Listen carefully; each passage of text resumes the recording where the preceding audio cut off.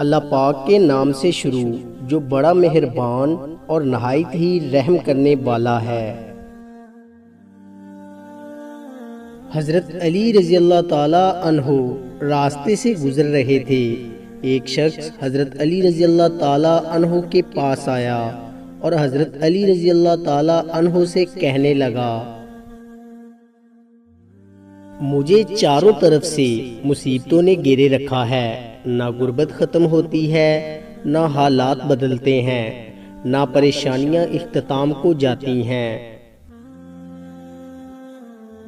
میں ایسا کیا عمل کروں جس سے میری پریشانیاں ختم ہونے لگیں؟ تب حضرت علی رضی اللہ تعالی عنہ نے فرمایا، اے شخص، تم عشاء کی نماز کے بعد 27 مرتبہ سورۃ فاتحہ، 27 مرتبہ سورۃ فلق اور 27 مرتبہ سورۃ النصر پڑھا کرو۔ انشاءاللہ چند ہی دنوں میں آپ کے حالات بدلنے لگیں گے۔ رشتہ معصوم پرندے کی طرح ہوتا ہے، اگر سختی سے پکڑو گے تو مر جائے گا، نرمی سے پکڑو گے تو اڑ جائے گا، لیکن محبت سے پکڑو گے تو ساری عمر ساتھ نبھائے گا۔ ایک شخص حضرت علی رضی اللہ تعالی عنہ کی خدمت میں حاضر ہوا اور کہا، یا علی رضی اللہ تعالی عنہ، مجھے اپنے بیٹے کی شادی کرنی ہے، لیکن مجھے کیسے پتہ چلے کہ کون سی لڑکی میرے بیٹے کے لیے صحیح ہے یا نہیں؟ حضرت علی رضی اللہ تعالی عنہ نے فرمایا، اے شخص، جب اپنے بیٹے کے لیے رشتہ دیکھنے جاؤ تو لڑکی سے چند سوال پوچھو اور تھوڑی دیر اس سے باتیں کرو۔ اگر لڑکی ہر بات پہ صرف اپنی تعریف کرتی رہے اور اپنی خوبیاں بیان کرتی رہے تو سمجھ جانا یہ لڑکی خود پسندی کی دلدل میں گرفتار ہے۔ لیکن اگر لڑکی اپنے گھر والوں کی تعریف کرے، اپنے والدین کی تعریف کرے تو یہ لڑکی کسی بھی انسان کے لیے ایک اچھی بیوی ثابت ہو سکتی ہے۔ اور اگر کوئی شخص پھر بھی پریشان ہو اور کوئی فیصلہ نہ کر پا رہا ہو تو وہ گھر آ کر 27 مرتبہ سورۃ کوثر پڑھے اور سو جائے۔ اگر خواب میں خوشحالی یا وہ لڑکی اچھے لباس میں نظر آئے تو سمجھ جانا کہ یہ رشتہ مبارک ثابت ہوگا، اور اگر خواب میں کچھ برا دیکھو یا اس لڑکی کا کچھ برا روپ دیکھو تو سمجھ جانا یہ رشتہ بہتر ثابت نہیں ہوگا۔ حضرت علی رضی اللہ تعالی عنہ فرماتے ہیں، اچھے لوگوں کا تمہاری زندگی میں آنا تمہاری قسمت ہے اور انہیں سنبھال کر رکھنا تمہارا ہنر۔ اپنی زبان کی تیزی اس ماں پر مت چلاؤ جس نے تمہیں بولنا سکھایا۔ لوگوں کو اسی طرح معاف کرو جیسے تم خدا سے امید رکھتے ہو کہ وہ تمہیں معاف کرے گا۔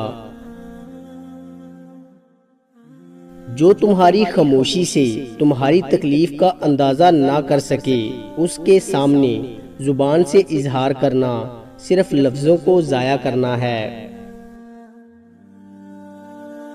کسی کا عیب تلاش کرنے والے کی مثال اس مکھی کی جیسی ہے جو سارا خوبصورت جسم چھوڑ کر صرف زخم پر ہی بیٹھتی ہے۔ تمہارے نفس کی تربیت کے لیے اتنا کافی ہے کہ تم ان چیزوں سے دوری اختیار کرو جو تمہیں دوسروں میں بری لگتی ہیں۔ زبان کا وزن بہت ہلکا ہوتا ہے مگر بہت کم لوگ ہی سنبھال پاتے ہیں۔ جو ظلم کے ذریعے عزت چاہتا ہے، اللہ اسے انصاف کے ذریعے ذلیل کرتا ہے۔ خدا سے جب بھی دعا مانگو تو مقدر مانگو، عقل نہیں، کیونکہ میں نے بہت سے عقل والوں کو مقدر والوں کے در پر دیکھا ہے۔ کسی انسان کی خوبی کو پہچانو تو اسے بیان کرو، لیکن اگر کسی کی خامی مل جائے تو یہاں تمہاری خوبی کا امتحان ہے۔ لفظ انسان کے غلام ہوتے ہیں، مگر صرف بولنے سے پہلے تک۔ بولنے کے بعد انسان اپنے الفاظ کا غلام بن جاتا ہے۔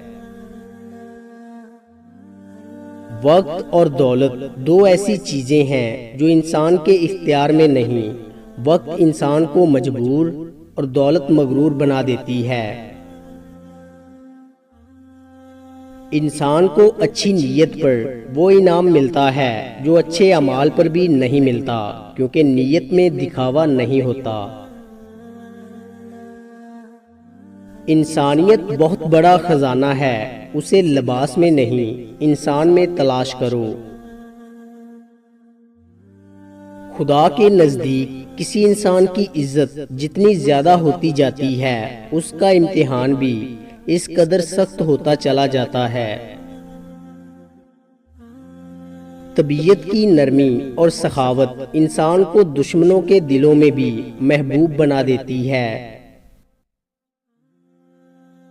جانور میں خواہش اور فرشتے میں عقل ہوتی ہے، مگر انسان میں دونوں ہوتی ہیں۔ اگر وہ عقل کو دبا لے تو جانور، اور اگر خواہش کو دبا لے تو فرشتہ۔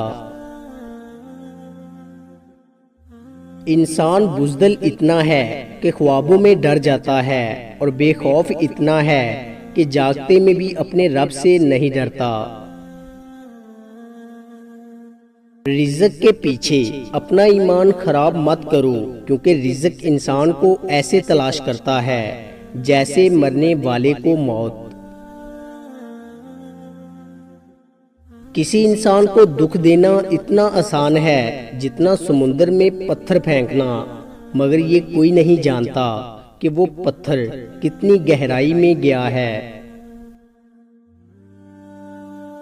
بہترین انسان اپنے عمل سے پہچانا جاتا ہے، ورنہ اچھی باتیں تو دیواروں پہ بھی لکھی ہوتی ہیں۔ اچھا دوست چاہے جتنی بار روٹھے اسے ہر بار منا لینا چاہیے، کیونکہ تسبیح کے دانے چاہے جتنی بار بکھریں چن لیے جاتے ہیں۔ دوستو امید کرتا ہوں کہ آپ کو ہماری ویڈیو اچھی لگی ہوگی۔ اگر آپ کو ہماری ویڈیو اچھی لگی ہے تو لائک کیجئے، اور مزید اچھی ویڈیوز کے لیے ہمارے چینل کو سبسکرائب اور فیس بک پیج کو لائک کریں۔ شکریہ۔